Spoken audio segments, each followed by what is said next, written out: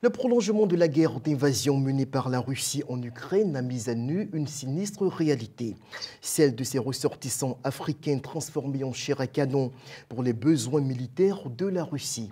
Nombre d'entre eux ont perdu la vie sur le front dans des conditions opaques. Les plus chanceux ont soit été capturés par les Ukrainiens, d'autres ont pu s'enfuir dans les pays baltes. Dans ce numéro de Devoir de vérité, nous en parlons sans fioriture avec nos consultants sur ce plateau, Alafi Wakili, patron du groupe L'Intelligent d'Abidjan, et Jean-Richard Nguessan, journaliste et analyste politique, Francis Laloupo, journaliste et chercheur associé à l'IRIS, ainsi que le confrère Raoul Christophe Bia de Media Afrique News nous rejoindront en duplex. Messieurs, bonjour. Bonjour Raymond. Francis Laloupo, bonjour. Bonjour Raymond Adji. Raoul Christophe Bia, vous intervenez depuis le Cameroun. Bonjour également à vous. Bonjour Raymond Adji et bonjour à tout le panel. Merci bien. Alors, guerre en Ukraine, les Africains, chair à canon ou tirailleurs de Poutine, c'est donc le thème que nous décryptons dans ce numéro de Devoir de vérité. Alafi Wakili, comment comprendre justement l'intérêt que portent les Africains, surtout les masses populaires, à la guerre menée par le dirigeant russe en Ukraine qui dure maintenant depuis plus de 2 ans? Je ne comprends pas l'intérêt des masses populaires africaines. Je voudrais savoir, je sais qu'il y a une forme d'opinion, il y a une certaine opinion qui est séduite par la Russie, mais je ne sais pas de quel type d'intérêt des masses populaires il est question. On perçoit par exemple qu'en Centrafrique, beaucoup, dès les débuts de l'invasion menée par la Russie, se sont portés volontaires pour aller prêter main forte aux troupes russes sur le front en Ukraine. Ailleurs, dans d'autres pays africains également, beaucoup ont manifesté leur volonté de rejoindre le front pour aider justement la Russie à battre l'Ukraine. Mais pourquoi cet acharnement, ce soutien assez démesuré quand même à une guerre menée très loin de nos frontières? Je voudrais savoir si le nombre de personnes concernées dépasse les gens qui prennent tous les risques pour traverser la mer encore pour aller en Europe. C'est une question. Oui, parce que si c'est une belle chose d'aller en Russie pour la guerre ou autre chose, je pense que les Africains, les jeunes Africains devraient cesser d'aller mourir dans la mer en voulant se rendre en Europe. Ils devraient se rencontrer quelque part et puis aller en Russie pour la guerre. Je ne sais pas combien sont-ils. On voit toujours des jeunes Sénégalais mourir, des jeunes Africains de partout, essayant d'arriver en Europe pour vivre une autre vie. Ça existe, c'est des milliers, des centaines, régulièrement. Quelle est la proportion de ceux qui vont en Russie pour faire la guerre, d'une part, ou aussi pour trouver une vie meilleure? Je pense que cette masse populaire-là devrait se détourner de l'Europe pour prendre le chemin de la Russie. Je ne sais pas si c'est le cas. Très bien. Alors, Jean-Richard, avant de vous donner la parole, on va donc interroger Francis Laloupo depuis Paris. Francis Laloupo, alors vous avez justement suivi ce que vient de dire votre confrère Alafi Wakili. On a du mal à comprendre justement le fait que de plus en plus de jeunes Africains se portent volontaires pour ambitionner, se rendre en Ukraine pour servir donc de supplétif armé à la Russie dans sa guerre contre l'Ukraine. Alors comment est-ce que vous interprétez cette tendance? D'abord, je pense qu'il faut relativiser le nombre parce qu'on n'assiste pas non plus à une vague qui serait désireuse de se rendre en Russie. Mais comme l'a bien mentionné Alafi Wakili, il faut considérer cela aujourd'hui comme une sorte de nouvelle filière d'émigration pour certains Africains. Parce que les raisons pour lesquelles ces Africains décident d'aller combattre auprès des troupes russes en Ukraine sont des raisons qui sont généralement prosaïquement matérielles, puisque les recruteurs russes sur le territoire dans les pays africains, écoutez, ils ne vendent pas, je dirais, à ces aspirants à l'immigration la cause ou la politique du Kremlin. Les motifs qui sont avancés généralement, en tout cas, les éléments qui sont avancés pour motiver le départ de ces jeunes désireux d'aller combattre en Russie sont des motifs essentiellement matériels. On leur propose notamment de $2000 de solde, un salaire en guise de salaire mensuel. On leur propose également un passeport russe pour eux et pour leur famille. On leur propose, je dirais, une forme d'immigration avec à la clé du travail et une vie qui serait une vie rêvée en Russie, encore faut-il le prouver. Souvent, l'approche utilisée par ces recruteurs ressemble, je dirais, à une sorte de dépliant touristique, quoi. Et évidemment, au bout du chemin, les choses sont beaucoup plus compliquées. La question qu'il faut se poser, c'est de combien sont partis et combien vont revenir au bout de cette aventure. On n'a pas des statistiques au moment où nous parlons, mais il faut surtout se pencher sur les méthodes de recrutement et surtout souligner que voilà, ce ne sont pas des motifs politiques, des motifs d'engagement idéologique qui amènent aujourd'hui les jeunes à s'engager auprès des troupes russes en Ukraine, mais essentiellement des motifs matériels qui sont d'ailleurs fortement exploités par les recruteurs russes qui trouvent effectivement dans cette nouvelle, auprès de ces nouvelles recrues, une manière de gonfler les troupes russes. Il faut dire que depuis le début de cette guerre, la Russie a perdu à peu près de 500 000 soldats. C'est une guerre de masse que la Russie mène contre l'Ukraine. Cette guerre devait durer, vous vous en souvenez, une semaine. Vladimir Poutine avait annoncé une guerre éclair. On en est pratiquement à 2 ans aujourd'hui. Et la Russie gonfle les troupes, notamment avec ces soldats africains qu'on surnomme, vous le savez, on les surnomme des soldats à usage unique. C'est-à-dire, comme vous l'avez dit, de la chair à canon.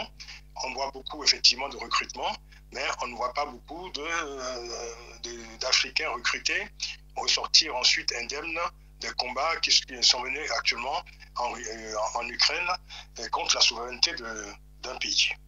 Alors, justement, avant de joindre Libreville, où nous attend notre confrère Raoul Christophe Bia, Jean-Richard Nguesson, il y a une réalité qui est indéniable. C'est-à-dire qu'on constate justement que dans les opinions publiques africaines, beaucoup soutiennent justement le combat que mène Poutine en Russie.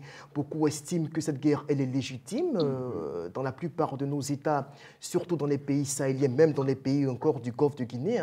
Une certaine opinion estime que oui, il était nécessaire justement pour la Russie de mener cette guerre-là pour se défendre, pour défendre ses intérêts géostratégiques face à l'avancée de l'Occident. Alors, pourquoi est-ce que nous, Africains, on se passionne tant d'un conflit, on le disait tout à l'heure, mais qui se déroule à des milliers de kilomètres de nos frontières? Vous savez, depuis quelques années, l'arrivée au pouvoir de certains pseudo-panafricanistes, je vais faire référence notamment au Mali, au Burkina Faso ou encore au Niger, Poutine est plus ou moins déifié par une certaine population. Poutine est vu en sauveur. On a vu l'action de Wagner au Mali, la présence de Wagner. C'est vrai que la présence de Wagner en Centrafrique reste à polémique, n'empêche que Wagner a réussi à maintenir tout de même au pouvoir Touadéra. Wagner essaie tout de même de maintenir au pouvoir ses différents chefs d'État. Et au regard de tous ces éléments, Poutine est déifié par une partie de la population africaine.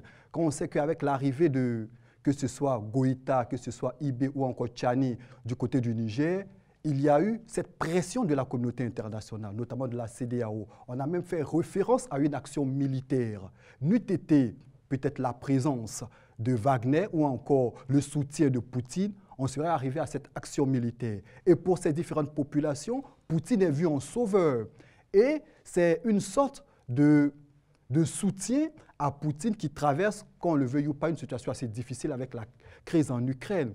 Donc, pour ma part, il y a cette volonté d'une certaine population africaine d'aller soutenir Poutine, qui est le sauveur, qui a sauvé le Burkina Faso, qui a sauvé le Mali, qui sauve aujourd'hui le Niger. Et je pense que c'est ce qui pousse, au-delà de l'aspect pécunier, l'aspect financier que M. Laloupo révélait à l'instant, c'est ce qui pousse bon nombre de jeunes Africains à aller comme Cher Akona du côté de la Russie.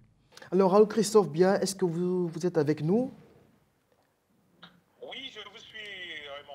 Très bien. Alors, vous qui êtes justement un peu plus proche du théâtre des opérations de la Centrafrique, qui est l'un des principaux viviers de recrutement de la Russie pour alimenter le front en Ukraine. On a vu donc dès le début de la guerre d'invasion de la Russie, certains, peut-être volontaires, parce que je ne dirais pas militaires, sinon miliciens centrafricains, intervenus sur les réseaux sociaux pour dire qu'ils souhaitaient justement rejoindre le front en Ukraine pour suppléer les rangs de l'armée russe. Vous qui êtes en Afrique centrale et qui trempez plus ou moins dans cet environnement, quelle est votre lecture justement de cet entrain que manifestent les Centrafricains ou d'autres Africains justement pour la guerre menée par Poutine en Ukraine? Écoutez Raymond, il faut d'abord partir sur le prisme de la reconnaissance que certains peuvent manifester envers, entre guillemets, le sauveur russe. Parce qu'il faut connaître, puisque vous parlez de la Centrafrique, que ce pays qui a vécu pendant des années dans la guerre civile, qui a été pratiquement mis en ruine, une partie de la population est convaincue que ces malheurs viennent de la France. N'ayons pas peur des mots. Et donc, quand les nouvelles autorités arrivent et qu'elles disent que nous nous relevons grâce aux sauveurs russes, vous comprendrez directement que les jeunes n'hésitent pas un seul instant à aller porter leur effort auprès de l'armée russe pour aller combattre en Ukraine. Ils mettent ça dans le cadre de la reconnaissance de ce qu'ils ont fait pour nous. Nous aussi, par derrière, on peut leur rendre le service qu'ils nous ont rendu en allant combattre.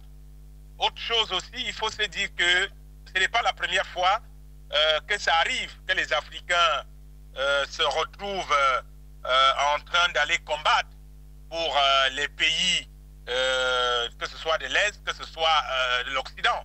C'est l'histoire qui est têtue et qui peut-être nous rattrape aujourd'hui. Peut-être que le rapport de force a changé. Aujourd'hui, ce n'est plus pour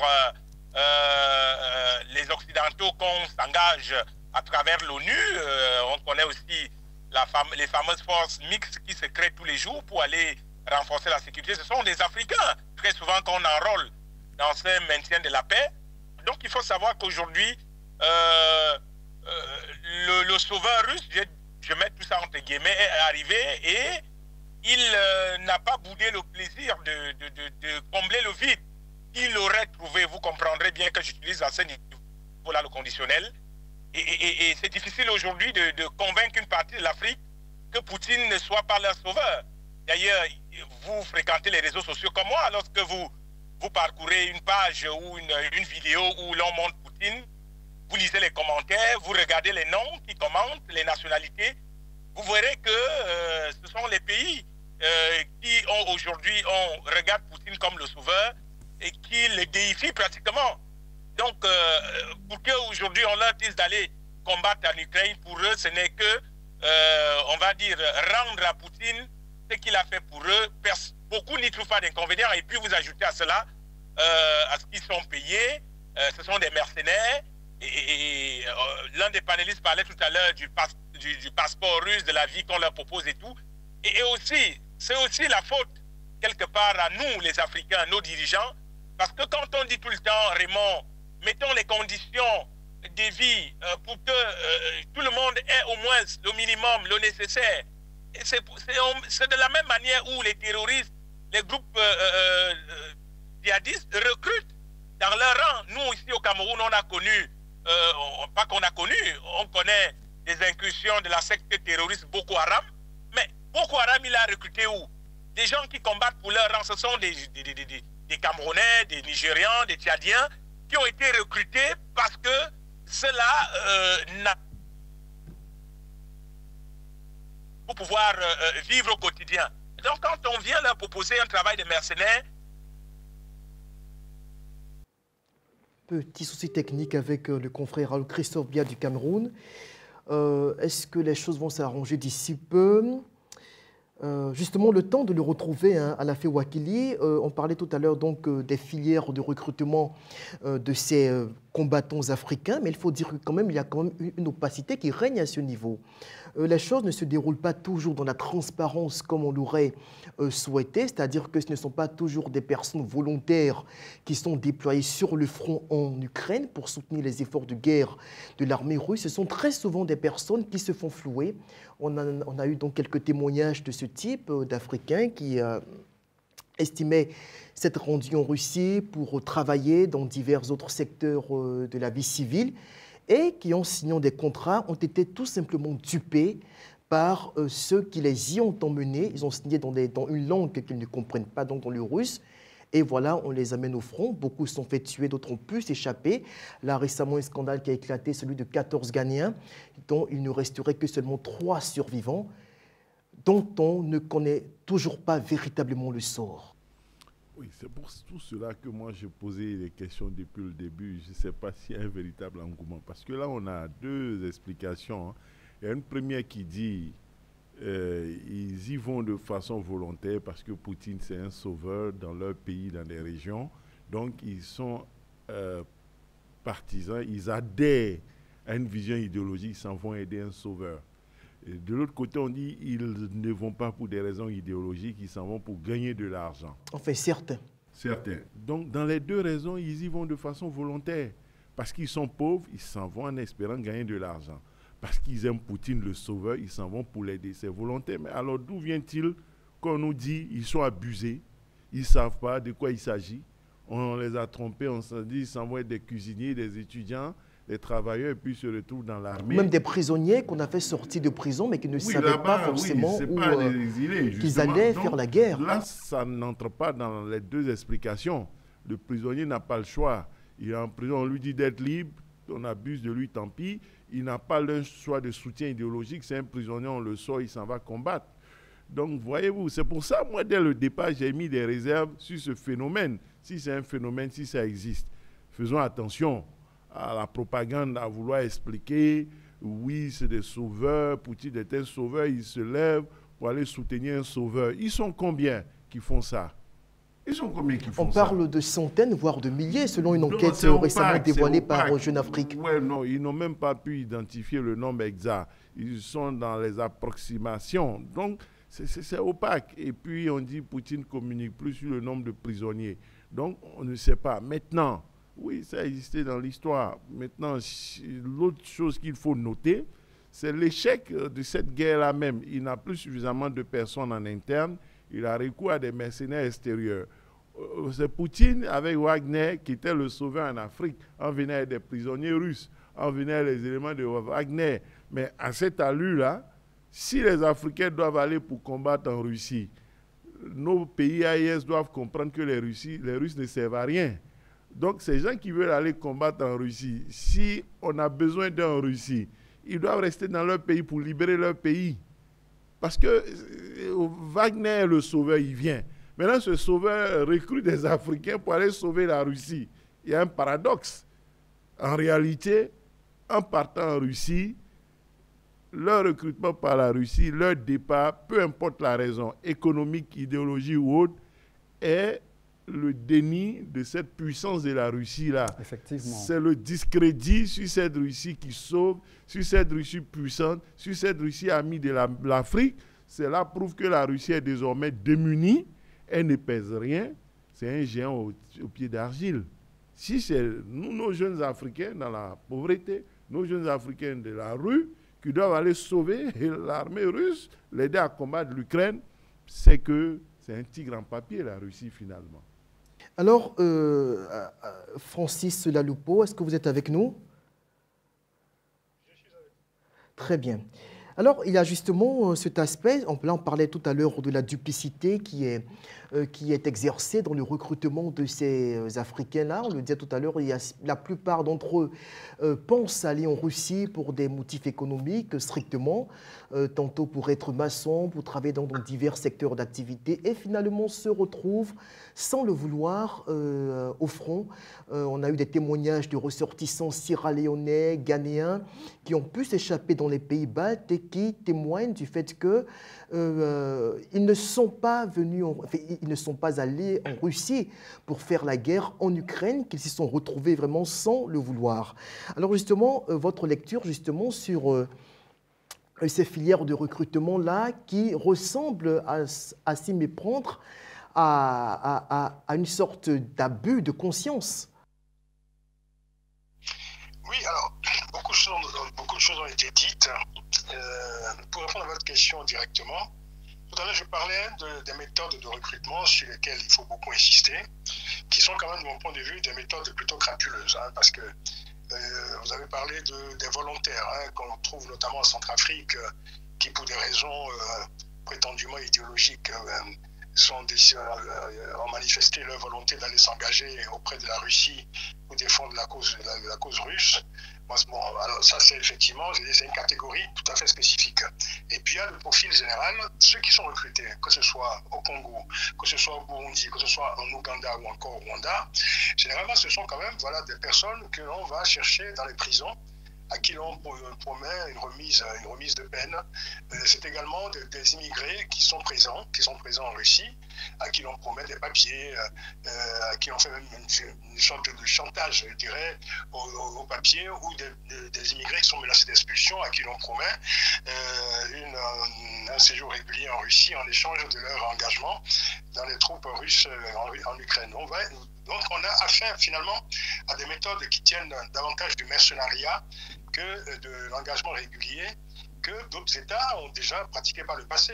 Au fond, on a connu les tirailleurs, je veux dire, dans des guerres en France, dans des guerres en Europe. On a connu également d'autres engagements volontaires. On a connu des légionnaires qui se sont engagés dans des guerres ici et là. Là, nous avons effectivement affaire, je veux dire, à des méthodes qui sont tout à fait particulières, qui rappellent d'ailleurs souvent la manière dont Wagner, d'ailleurs, a également constitué ses troupes au fil des années. Parce que, faut quand même le préciser, Wagner, c'est quoi? Wagner, c'est quand même, de manière générale, ce sont des malfrats, ce sont des repris de justice, des délinquants. Souvent des exécuteurs de basses œuvres qui constituent, je veux dire, ces troupes qu'on appelle Wagner, qu'on appelle désormais Afrika Korps, depuis que ce Wagner a été nationalisé par Poutine depuis la mort de Prigojine. Voilà donc en fait le climat général, la culture générale dans laquelle baigne votre thématique, ce dont nous parlons aujourd'hui. Alors j'aimerais revenir très rapidement sur quelques éléments que j'ai entendus de la part de mes confrères.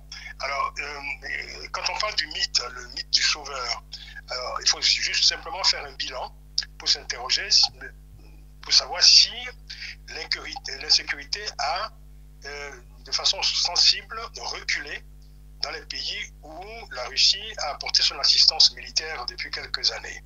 C'est une question simple qu'il faut se poser et savoir quel est le résultat de cet engagement-là, qui d'ailleurs se fait essentiellement à travers Wagner, et non pas par des éléments de l'armée régulière russe. C'est une interrogation également. Par ailleurs, donc, nous avons parlé des profils de ceux qui sont recrutés ici et là, de manière un peu, pas une sorte de démarche de mercenariat, mais effectivement, on a trouvé, il y a quelques temps, on a vu en Centrafrique notamment des personnes, y compris des personnes au sein de l'armée, manifester leur volonté d'aller combattre en Ukraine au nom de soutien que la Russie apportera à ces pays-là. C'est intéressant parce qu'en fait, vous savez, tout à l'heure quelqu'un a évoqué la question du panafricanisme. C'est le panafricain qui, évidemment, célèbre la cause de la Russie et s'associe à la cause de la Russie contre l'Ukraine. C'est assez intéressant parce que ces mêmes panafricains, en fait, dans leur bréviaire, dans leur discours, ce sont les mêmes qui défendent la souveraineté des États, qui défendent le respect des intégrités territoriales, qui défendent le droit à l'autodétermination des peuples et qui en même temps applaudissent un pays qui va agresser un autre pays, agresse sa souveraineté, agresse son intégrité territoriale et nie même jusqu'à son existence. Ce sont là des contradictions qui sont tout à fait intéressantes à notre époque. Je finirai pour l'instant en disant que nous parlons là de ces soldats à usage unique que la Russie embauche, recrute en Afrique pour aller gonfler ses troupes en Ukraine. Mais en fait, il y a déjà d'autres soldats qui sont déjà associés à la Russie depuis très longtemps sur le continent africain. C'est ce que j'appelle les soldats de la désinformation organisée, de la guerre informationnelle. Aujourd'hui, je veux dire, c'est toutes ces personnes qui sont derrière leur écran, qui sont devant leur clavier, et qui participent de la guerre informationnelle que mène la Russie depuis plusieurs années sur le sol africain, et cette guerre de l'information qui est devenue le produit d'importation de premier plan et le plus toxique que la Russie a importé en Afrique. Mais je pense qu'il faut aussi parler de ces soldats-là, parce que ces soldats-là, ce sont des soldats peut-être beaucoup plus invisibles. Ils participent également de l'offensive russe en Afrique, qui est, il ne faut pas l'oublier, une offensive idéologique, parce que derrière tout cela, l'Afrique apparaît comme une sorte de variable d'ajustement d'une guerre que la Russie mène contre l'Occident On ne faudrait pas que l'Afrique soit instrumentalisée dans ce sens-là. Malheureusement, cela semble être le cas. On va certainement terminer avec peut-être un tour de table justement sur la question. Mais avant, Raoul Christophe Bia, vous êtes avec nous? Allô, vous êtes avec nous? Très bien. Alors, juste avant de faire le dernier tour de table, est-ce qu'on peut parler aujourd'hui de tirailleurs de Poutine, pour emprunter ou pour reprendre le terme de nos confrères de Jeune Afrique? Bon, déjà, quand même, on va relativiser en disant la Russie a suffisamment de moyens par son armée de se défendre elle-même. Ce sont des faits. Je crois que le groupe paramilitaire Wagner aussi, ce groupe qui est tant décrié, lui aussi est composé d'hommes d'expérience, d'expertise pour que la Russie, avec son armée régulière et le groupe paramilitaire, des groupes, parce que Wagner c'est peut-être le plus connu, mais il faut dire qu'il y a d'autres groupes paramilitaires, oui, qui aident la Russie dans ses multiples conquêtes, que ce soit au niveau du bloc de l'Est et un peu partout dans le monde. Donc, sur ce côté-là, on va dire que la Russie a les moyens de se défendre elle-même. Maintenant, comme je vous disais avant que je sois coupé par le problème des réseaux, aujourd'hui, les Africains qui vont combattre aux côtés de la Russie le font pour la plupart par reconnaissance. Et il faut également dire, Raymond, qu'il y a des États qui ont signé des accords avec la Russie. Vous n'allez pas occulter le fameux sommet russe-Afrique qui se tient chaque année. Vous n'avez pas connaissance de tout ce qui se signe en secret, de ce qui se dit avec ces chefs d'État. Quels sont les accords qui passent avec les nations qui y participent? Donc, alors vous suborderez justement des accords tacites, non dévoilés, qui soutiendraient justement le recrutement parallèle de mercenaires africains. Bon, c'est vrai qu'on n'a pas de traçabilité de cela, mais on peut quand même vérifier qu'il y a des formations des militaires africains, des pays concernés qui se font former en Russie. Et donc, comme je le disais, aujourd'hui, il faut voir la Russie qui répète ce que l'Occident a fait hier. Parce que ce qu'on est en train de décrier aujourd'hui, c'est ce qu'on a décrié hier, lorsque vous parlez des tirailleurs de Poutine. Mais ce sont ces mêmes tirailleurs qu'on a utilisés à l'époque des autres. Donc, aujourd'hui, la seule chose qu'on doit décrier, et je pense que c'est l'objet de tous ces débats, c'est qu'on ne répète pas les mêmes erreurs par le passé. Parce qu'on ne peut pas hier avoir condamné les Européens de nous avoir embarqués dans leur guerre, de nous avoir traînés un peu partout, et la récompense, on sait quelle est la récompense qui a été la nôtre. Je parle de notre qui s'est mis pour l'Afrique, et reproduire les mêmes erreurs aujourd'hui avec la Russie. Donc on ne peut pas chasser Jean et faire entrer Pierre. C'est ce qui se fait aujourd'hui. Donc il faut que les Africains soient cohérents avec eux-mêmes. Si on n'a pas voulu, si on décrit tout le temps l'incursion, cette façon qu'ont les Occidentaux à se mêler de nos affaires, mais ce qu'on fait aujourd'hui, c'est tendre la main et donner la chicotte, la possibilité à la Russie demain de se mêler de nos affaires. Et c'est nous qui serons encore demain les premiers à nous plaindre, de dire que voilà, le protecteur entre guillemets russe se mêle de nos affaires, il nous donne les leçons de démocratie, les leçons de ci. Donc je crois qu'à un moment, il faut qu'on grandisse un peu, qu'on apprenne à nous débrouiller nous-mêmes.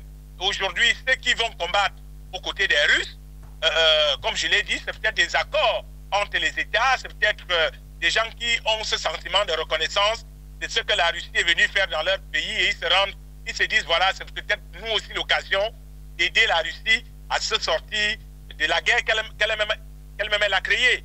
Donc, moi, le terme tirailleur russe, pour les Africains, je crois qu'aujourd'hui, les Russes, est-ce qu'ils ont vraiment besoin des Africains pour se défendre, pour aller conquérir l'Ukraine, pour aller conquérir, reconstituer, parce que c'est de ça qu'il est question, Raymond a dit, reconstituer la grande Russie, le grand bloc de l'URSS, c'est le projet de Poutine, tout le monde le sait. Donc, est-ce qu'ils ont besoin des Africains? Peut-être, parce qu'on a toujours besoin de main-d'œuvre dans la guerre. Mais aujourd'hui, les Africains doivent rester cohérents avec eux-mêmes. Ils ne peuvent pas avoir décrié le fait que les Français, les Américains, les Anglais se soient foutus de leur gueule pendant les premières et deuxième guerres mondiales avec les fameuses expressions de tirailleurs, et vouloir reproduire les mêmes erreurs aujourd'hui avec la Russie sous prétexte qu'elle présente plus de garanties. Je crois qu'on doit simplement éviter de reproduire les mêmes erreurs qu'on a décriées hier. Très bien. Alors, une dernière question pour tout le monde, en 1 minute chacun. Est-ce que l'on s'achemine vers, ou sommes-nous déjà dans une logique de recolonisation de l'Afrique par ses méthodes assez brutales. Alafi Wakili, 1 minute. Oui, certainement. Bon, on ne pourrait pas dire tirailleurs, c'est choquant, ça choque par rapport à l'histoire, mais bon, c'est des mercenaires. Hein?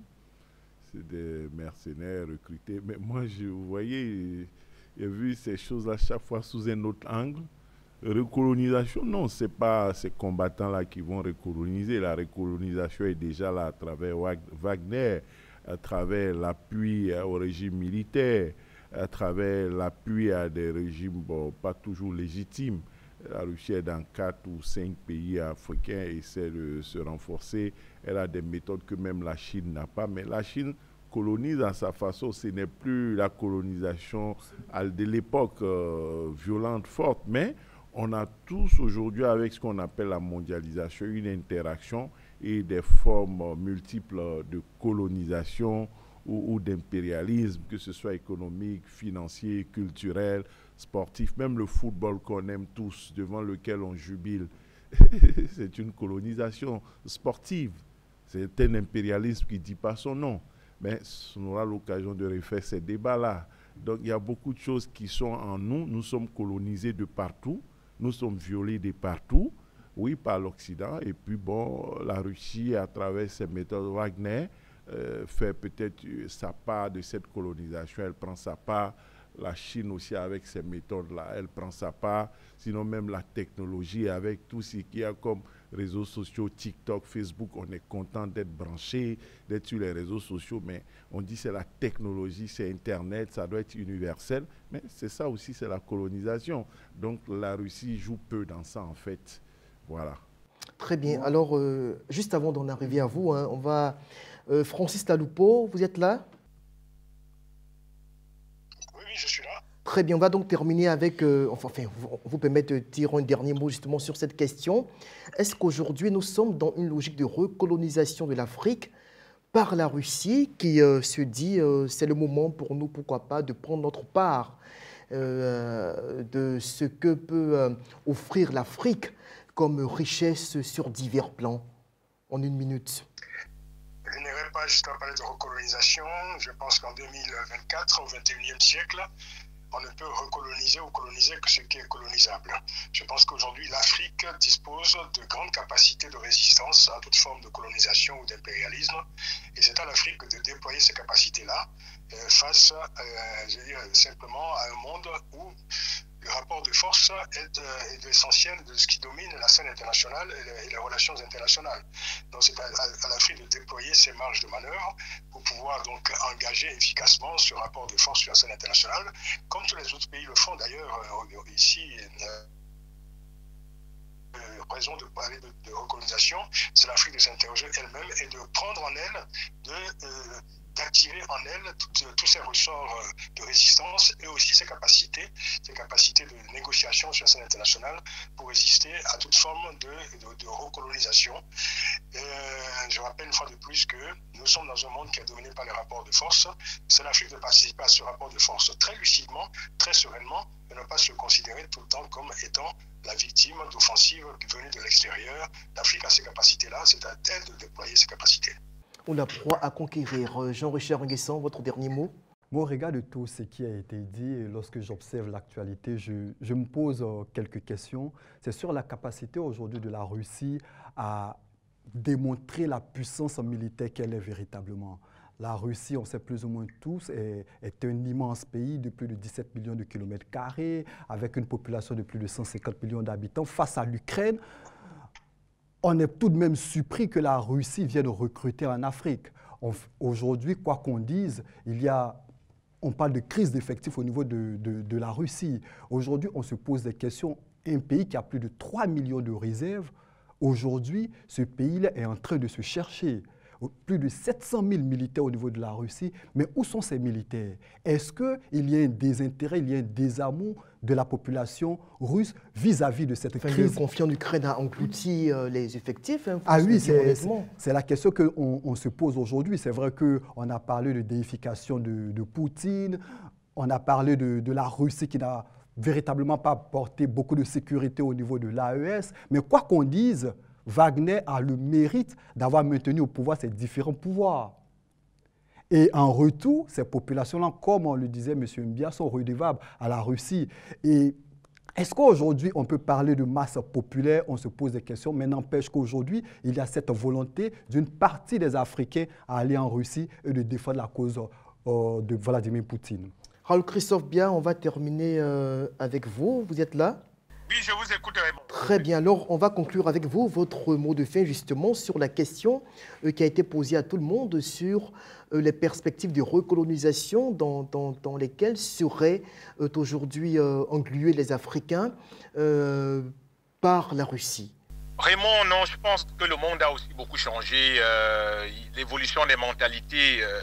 Le confrère, le collègue, le panéliste disait tout à l'heure, quand il vous définissait les nouvelles formes de colonisation, lesquelles on a aujourd'hui, il a parlé du football. Vous voyez jusqu'où il a poussé l'analyse. C'est-à-dire qu'aujourd'hui, le monde a beaucoup changé. Je pense que les Africains, quoi qu'on dise aussi, ont déjà leur mot à dire. Ce n'est plus comme avant où on subissait des choses de manière résignée. Aujourd'hui, la Russie, quand elle vient en Afrique, elle sait bien choisir ses méthodes. On n'assiste plus aux méthodes barbares d'autrefois. C'est quand même subtil. Vous avez besoin de la sécurité. Nous, on a l'expertise militaire, on a l'ingénierie pour vous aider dans ce sens. Et puis, on passe par là pour vous prendre, on passe par là pour nous installer. Je crois que tout ça est très subtil. L'Afrique aussi, aujourd'hui, je pense qu'on a beaucoup grandi. On ne peut plus nous réduire à des États qui obéissent aveuglément. Parce qu'on a aussi vu la révolution des peuples dans certains pays africains qui se lèvent et disent non à certains chefs d'État. Donc on ne peut plus berner les Africains comme c'était avant. Donc il y a l'évolution des mentalités. Bon, je dirais aussi qu'on sait tout ce qui se passe en Ukraine. Quand même, je ne peux pas être d'accord avec le confrère qui parle de la Russie qui serait faible, de ne pas réussir à damer le pion à l'Ukraine. Il faut d'abord savoir qu'il y a beaucoup de Russes en Ukraine et la guerre, c'est pas évident d'aller combattre pratiquement son propre peuple. Et puis, on sait aussi que c'est l'OTAN à travers l'Ukraine qui combat la Russie. Et l'OTAN, c'est pas n'importe qui. Là, vous avez l'OTAN, vous avez les Américains, vous avez les Européens. Donc, ce n'est pas une tâche facile pour la Russie. Donc, elle a besoin de la main-d'œuvre. Et puis, en temps de guerre, tout le monde a besoin de la main-d'œuvre. On ne peut pas, si quelqu'un veut venir vous aider, vous êtes en conflit avec le voisin, votre voisin veut vous aider, vous allez accepter. Enfin, c'est relatif. La Russie est tout de même la deuxième puissance militaire mondiale. Il faut quand même dire que la Russie est un continent qui combat un petit pays qui fait au moins 20 fois moins sa taille en termes de superficie, en termes de population. La Russie se bat, qui est une puissance nucléaire, la deuxième armée au monde qui combat l'Ukraine, qui n'est même pas une puissance militaire européenne. Bon, vous comprenez que là encore que la Russie bénéficie donc du soutien de beaucoup d'alliés, hein, avec l'Iran, la Corée du Nord, la Chine et tout ça, qui lui viennent en aide aussi, hein, face à l'Ukraine qui est démunie, qui n'a que les armes de l'OTAN pour se défendre. Oui, Raymond a dit, c'est pour ça que j'ai commencé par dire que la guerre, elle est différente. Ici, le contexte, il est différent. Vous savez tous que la Russie et l'Ukraine se fuient un même peuple autrefois. C'est la dislocation du bloc de l'URSS qui a donné lieu à l'Ukraine, la Biélorussie et tout ce qui se tourne autour. Donc là, quand la Russie fait la guerre à l'Ukraine, elle tue les Russes. Il y a beaucoup de Russes en Ukraine. Donc, il faut aussi savoir que les méthodes d'affrontement, de razzia ne sont pas forcément les mêmes quand on affronte un pays près pratiquement. Donc, quand je l'ai dit, je voulais quand même chuter par rapport à la question que vous avez posée sur la recolonisation. Je pense qu'aujourd'hui, les Africains doivent se rendre compte qu'ils ont des atouts. Notre sous-sol, il est riche. Vous avez vu ce qui se passe en RDC. Moi, j'y étais dernièrement. Vous voyez ce qui se passe en RDC. Qui est-ce qui organise tout ce qui se passe en RDC? Pourquoi la RDC a du mal à avoir la paix? C'est à cause de son sous-sol, on le sait tous. Mais il va falloir qu'à un moment, on prenne nos responsabilités, qu'on se dise, nous les Africains, on a quelque chose que ces gens veulent. Qu'est-ce qu'on a? Pourquoi ne pas se mettre ensemble? Parce que le problème part aussi de là, Raymond. Nous les Africains, quel est le bloc qu'on a constitué pour aider tel ou tel pays entre nous-mêmes? Dès lors que l'Union africaine veut sanctionner tel, la personne se braque et prend appui un pays de l'Occident qui a plus de force. Voilà aussi, regardons à nous-mêmes. Moi, je ne veux pas continuer à accuser les autres pour continuer à justifier notre mauvaise façon de faire. Nous-mêmes, aujourd'hui, on a des atouts, on a des arguments pour dire nous sommes l'Afrique. L'Afrique, c'est le monde d'aujourd'hui et de demain. Comment on ne peut pas se rendre compte que nous sommes le monde d'aujourd'hui et de demain et de prendre nos responsabilités, de dire aux Russes, de dire aux Américains, de dire aux Français, de dire aux Anglais, et vous allez comprendre, il faut que vous commenciez à traiter avec nous avec beaucoup de respect. C'est parce que nous-mêmes, on n'a pas encore suffisamment pris des responsabilités, suffisamment pris de hauteur de ce qu'on représente dans le monde actuel. C'est pour cela que tout le monde, même demain ce sera l'Iran, ce sera la Corée du Nord, ce sera le Brésil, qui viendront nous coloniser. Tout le monde pourra se lever et penser que c'est en Afrique qu'il faut venir chercher les verts pâturages, c'est en Afrique qu'il faut venir chercher les matières premières, et on peut entrer comme on veut. Donc il va falloir qu'on arrête ça. Absolument, l'Afrique, terrain de chasse des grandes puissances industrielles. Merci à vous d'avoir donc pris part à ce débat. Merci à nos consultants depuis l'extérieur, également à vous qui avez été là sur ce plateau et aussi à tous ceux qui nous ont suivis depuis chez eux. On va se dire au revoir et c'était Des Voix de Vérité. On se retrouve très bientôt.